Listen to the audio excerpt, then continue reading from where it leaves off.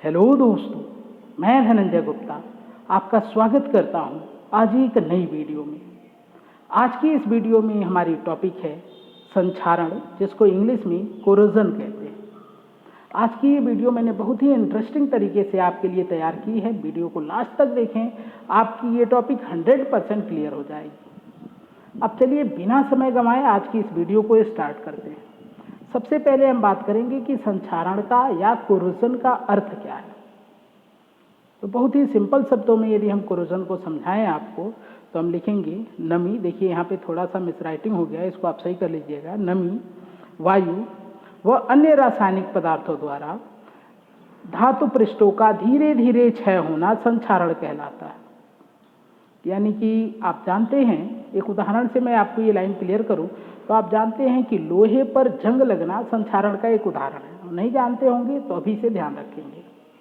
तो जब लोहे पे जंग लगता है तो आप देखते हैं कि उसकी पृष्ठ धीरे धीरे नष्ट होने लगती है, यानी कि उसकी सतह का क्षय होता है, और यही क्रिया संक्षारण कहलाती है।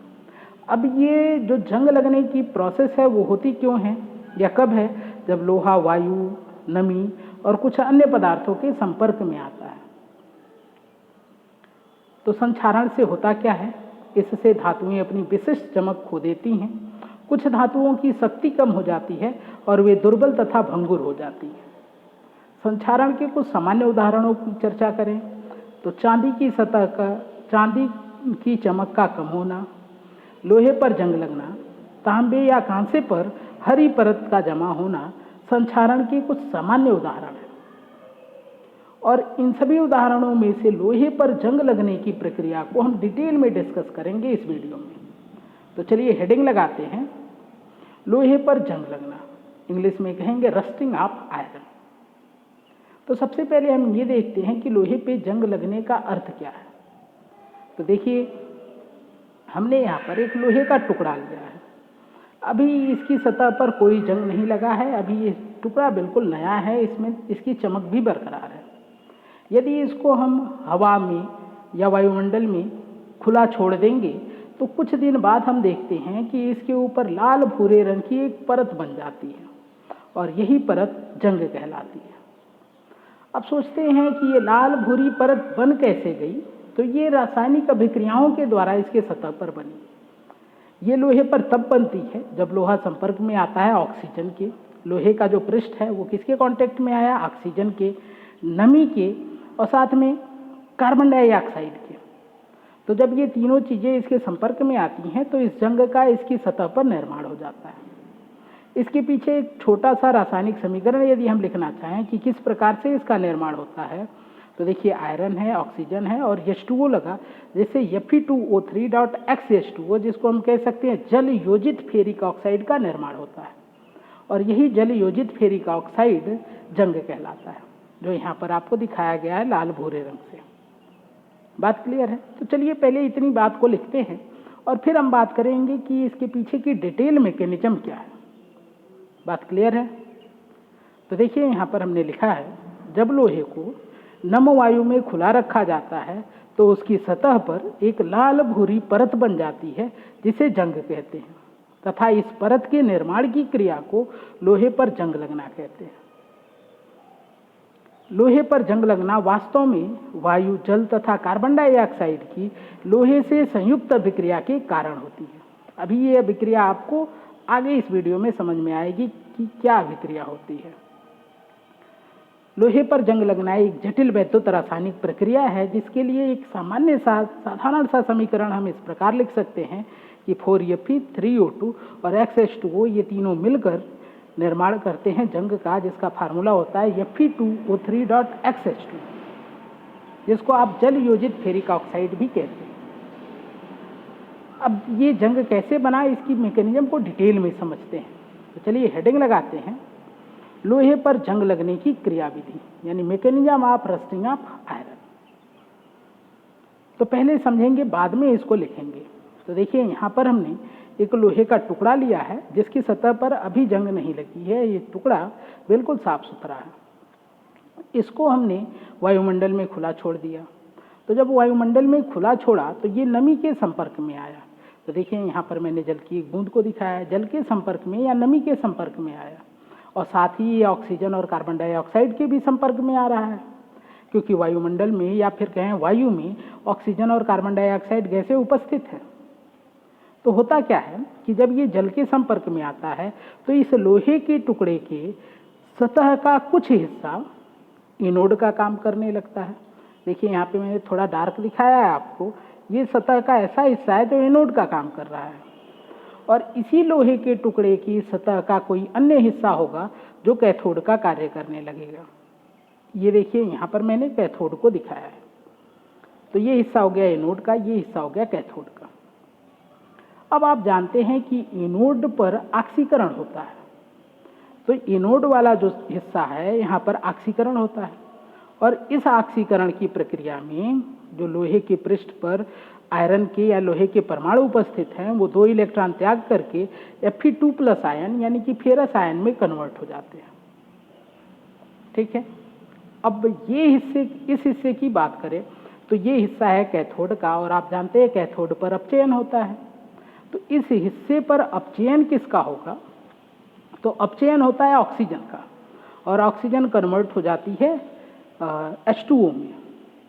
ठीक है, अब इस अपचयन की प्रक्रिया में हाइड्रोजन आयन और इलेक्ट्रॉन का उपयोग किया जाता है। वास्तव में ये ऑक्सीजन कहाँ से आई इस कैथोड के पास? तो वायु से आई। अब ये हाइड्रोजन कहाँ से मिला इसकी चर्चा भी करते हैं। ये इलेक्ट्रॉन कहाँ से आया इसकी चर्चा पहले करते हैं। तो आप देख रहे हैं कि यहाँ पर जो ऑक्सीकरण की प्रक्रिया हो रही है, यहाँ पे ये इलेक्ट्रॉन मुक्त हुए हैं। ये इलेक्ट्रॉन ही धातु में होते हुए, धातु के इस माध्यम से होते हुए एनोड के क्षेत्र से कैथोड के क्षेत्र पर पहुँचते हैं, और इसी के द्वारा ऑक्सीजन का अपचयन होता है। बात क्लियर है? अब बात करते हैं कि हाइड्रोजन कहाँ से आया। तो ये जो जल की बूंद है, जब इसमें आकर कार्बन डाइऑक्साइड घुलती है तो जल और कार्बन डाइऑक्साइड क्रिया करके कार्बोनिक अम्ल बनाते हैं, यानी H2CO3 बनाते हैं। और जब ये H2CO3 आयनित होता है तो यहाँ से H+ आयन उत्पन्न होता है, और यही H+ आयन यहाँ से यहाँ पर ट्रांसफर हुआ है, जिसके बाद ये ऑक्सीजन का अपचयन हुआ है। बात क्लियर है कि इलेक्ट्रॉन कहाँ से आया, हाइड्रोजन कहाँ से आया, ऑक्सीजन कहाँ से मिला। तो इस प्रकार हमने देखा कि लोहे का जो टुकड़ा है, इसी टुकड़े के सतह का कुछ हिस्सा एनोड का, कुछ हिस्सा कैथोड का काम किया, जिसपे ऑक्सीकरण और अपचयन की क्रियाएं हुई। बात क्लियर है? अब देखिए यहाँ पे जो आयन बना है, यानी फेरस आयन बना है, Fe2+ आयन बना है, ये इस सतह से जल की बूंद में चला जाता है। अब जल की बूंद में जाकर ये फिर से ऑक्सीजन से क्रिया कर लेता है, और ऑक्सीजन से क्रिया करके, ऑक्सीजन और जल दोनों से क्रिया करके ये फेरिक ऑक्साइड में कन्वर्ट हो जाता है। मतलब आप समझ सकते हैं कि Fe2+ Fe3+ में कन्वर्ट हो गया है। यहाँ पे आप ऑक्सीजन, यदि आयरन की ऑक्सीकरण संख्या निकालें तो आपको 3+ आएगा। कैसे निकालेंगे? आपने 11th में पढ़ा है कि ऑक्सीजन की ऑक्सीकरण संख्या -2 रखेंगे, Fe का निकालना है इसलिए x रख के इसको कैलकुलेट करेंगे तो +3 आएगा। मतलब हम कह सकते हैं कि जो वायुमंडल का ऑक्सीजन है उसने फेरस आयन को फेरिक आयन में कन्वर्ट कर दिया। अब ये जो फेरिक आयन है वो किस रूप में परिवर्तित हो गया है? फेरिक ऑक्साइड में। ये फेरिक ऑक्साइड फिर से जल से क्रिया करके जल योजित हो जाता है, यानी कि Fe2O3.XH2O का निर्माण करता है, जिसको आप जंग कहते हैं। और यह जो जंग बना है ये लोहे के सतह पर आकर जम जाता है। तो यहाँ पे देखिए मैंने दिखाया कि ये जंग जो बना आके लोहे की सतह पर या पृष्ठ पर जमा हो गया। इस प्रकार से लोहे पर जंग लगा है। उम्मीद है आपको पूरी बात समझ में आ गई है, और यदि आप बात समझ गए हैं तो आप अपनी लैंग्वेज में भी इसको लिख सकते हैं। तो चलिए अब इसको लिखने की कोशिश करते हैं। बहुत ही आसान शब्दों में हम लोग लिखेंगे यहाँ पर। तो देखिए हमने लिखा है यहाँ पर कि लोहे पर जंग लगने की प्रक्रिया में लोहे की सतह के कुछ विशिष्ट भाग एनोड की भांति तथा अन्य भाग कैथोड की भांति कार्य करते हैं। एनोडिक क्षेत्र में ऑक्सीकरण की क्रिया संपन्न होती है। ये आप जानते हैं कि एनोड पर ऑक्सीकरण होता है, और इस ऑक्सीकरण की क्रिया में क्या हुआ था, तो जो आयरन परमाणु था वो Fe2+ आयन में ऑक्सीकृत हो गया था, जिसके लिए हम यदि इक्वेशन लिखें तो एनोडिक क्षेत्र में प्रोसेस हो रहा है कि आयरन Fe2+ में कन्वर्ट हो रहा है, 2 इलेक्ट्रॉन यहाँ पे मुक्त हो रहे हैं। एनोडिक क्षेत्र में ये जो 2 इलेक्ट्रॉन मुक्त हो रहे हैं, इनकी बात करें हम तो इस प्रकार मुक्त इलेक्ट्रॉन धातु माध्यम में गति कर कैथोडिक क्षेत्र पर पहुंच जाते हैं। कैथोडिक क्षेत्र पर यानी कैथोड पर इलेक्ट्रॉन H+ आयनों की उपस्थिति में ऑक्सीजन को अपचयित करते हैं। तो इसके लिए यदि हम रिएक्शन लिखें तो देखिए यहाँ पर कैथोड पर था ऑक्सीजन, हाइड्रोजन आयन था यहाँ पर, और जो इलेक्ट्रॉन आया है एनोड से वो उसने क्या किया, ऑक्सीजन को हाइड्रोजन आयन की उपस्थिति में अपचयित किया, जिसके बाद ऑक्सीजन यहाँ पर वाटर में कन्वर्ट हो गया है। बात क्लियर है? आप देख सकते हैं कि इसको आप पहचानेंगे कैसे कि ये अपचयन है। तो आप जानते हैं इलेक्ट्रॉन जब तीर के पीछे होता है तो अपचयन, और जब तीर के आगे होता है यानी उत्पाद की तरफ होता है तो उस अभिक्रिया को ऑक्सीकरण कहते हैं।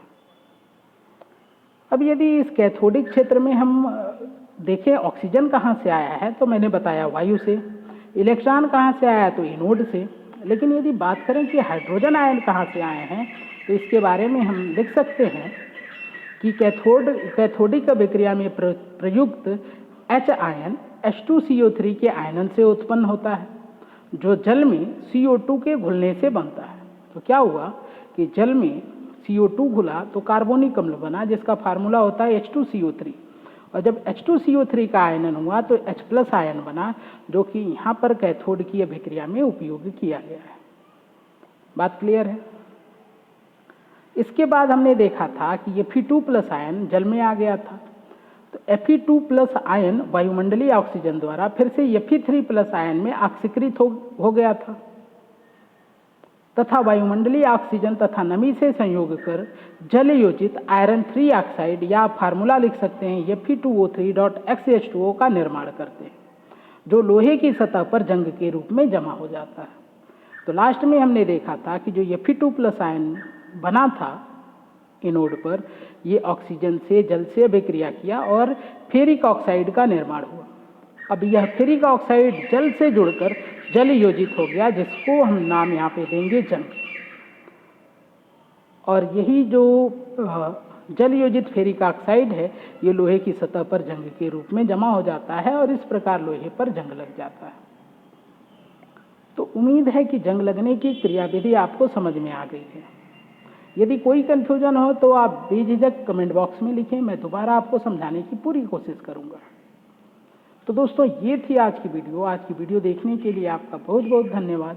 यदि वीडियो आपको पसंद आए तो वीडियो को लाइक करें, अपने दोस्तों के साथ शेयर करें और साथ में हमारे इस चैनल को सब्सक्राइब करके बेल आइकन को प्रेस कर लें, ताकि आगे आने वाली वीडियो का नोटिफिकेशन आपको समय से मिल सके। आज की वीडियो में बस इतना ही। अगली वीडियो में हम बात करेंगे संक्षारण को प्रभावित करने वाले कारक और कैसे हम संक्षारण की क्रिया को रोक सकते हैं।